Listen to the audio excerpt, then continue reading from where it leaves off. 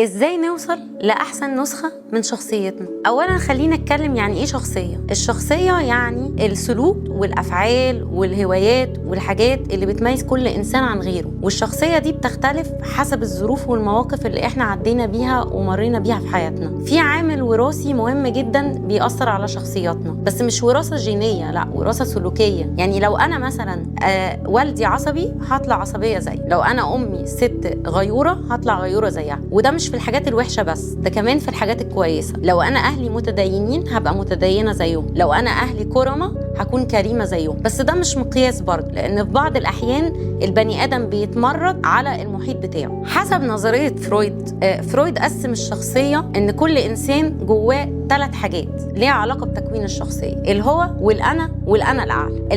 الأنا هي الشخصية اللي أنت بتظهر بيها قدام الناس، الشخصية اللي بتكون موجودة قدام الناس كلها. يعني أنا اسمي إيه، سني كام سنة، بشتغل إيه، أهلي مين، وهكذا. الهو هي الرغبات الداخلية اللي بتكون موجودة جوانا، الأفكار اللي بتكون موجودة جوانا أو الرغبات الداخلية، ودي بتكون ما فيهاش وعي أو إدراك، دي بتحصل بدون وعي مننا أو إدراك مننا، ودي اللعبة الأساسية للشيطان. أما الأنا الأعلى فهي الضمير اللي موجود جوانا. زي ما احنا عارفين إن ربنا نفخ من روحه في الإنسان، فبالتالي كل واحد منا موجود فيه جزء من ربنا جواه اللي هو بيمثل الضمير أو الوعي، وده بيكون الوعي أو الإدراك بتاعنا. احنا عارفين ايه، مدركين ايه الصح، ايه الغلط، ازاي بنحاسب نفسنا على أفعالنا، على تصرفاتنا. علشان نقدر نحقق التوازن في شخصياتنا احنا لازم نعمل توازن ما بين الأنا الأعلى والهو، ما بين الوعي واللاوعي. كل ما اتحركنا أكتر ناحية الأنا الأعلى أو ناحية الوعي شخصياتنا بتتحسن، والشيطان ما بيقدرش يتحكم فينا وفي رغباتنا. لازم نعمل توازن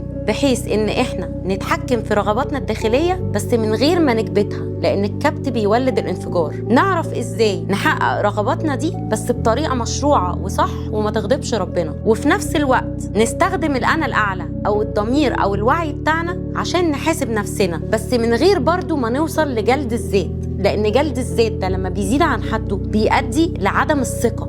الإنسان بيبقى مش واثق في نفسه، بيبقى دايما بيجلد نفسه، وده بيسبب مشاكل نفسية للإنسان. عشان كده احنا لازم نعمل توازن ما بين الحاجتين دول عشان نوصل لأحسن حاجة من الأنا. كل ما انتوا استخدمتوا ضميركم أو الأنا الأعلى بتاعكم الشيطان بيهدى خالص بقى، ما بيقدرش يأثر عليه. يعني مثلا لو أنا دلوقتي جالي فكرة شيطانية في دماغي، فأنا جيت قلت ايه، أنا بني آدم برضو، أنا من حقي أعمل الغلط ده، ما أنا مضطر أعمل كده، يبقى أنت كده سبت اللي هي اللي تسيطر عليه. لكن لو أنا جيت قلت لا، أنا هستحمل وهصبر وإن شاء الله ربنا هيكرمني، وهقوم دلوقتي عشان أتخلص من الأفكار دي أصلي لي ركعتين وأقرأ لي صفحتين قرآن، هنا أنت خليت الأنا الأعلى هي اللي تسيطر. تأثير الشيطان هنا بيقل خالص، ما بيقدرش يتحكم فيك، وربنا في الآخر هيكافئك وهيديك وهيرزقك وهيعوضك عن الصبر اللي انت صبرته ده اكيد.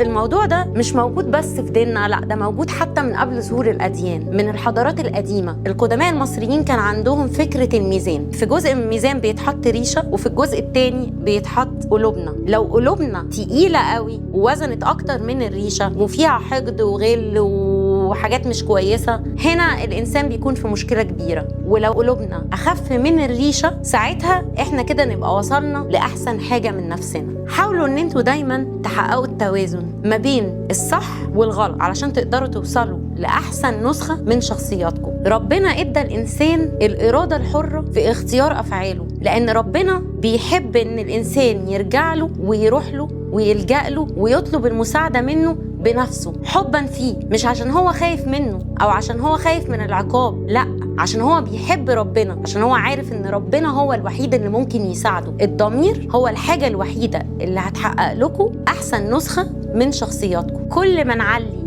الوعي عندنا ونوصل لوعي افضل كل ما نكون شخصيات افضل. حاولوا دايما ان انتوا توعوا وتفهموا نفسكم كويس وتحبوا نفسكم سواء بخيرها او بشرها او بالافكار اللي موجودة جوه، وتعملوا التوازن عشان تنجحوا في حياتكم. كنت معاكم غادة يسري، باي باي.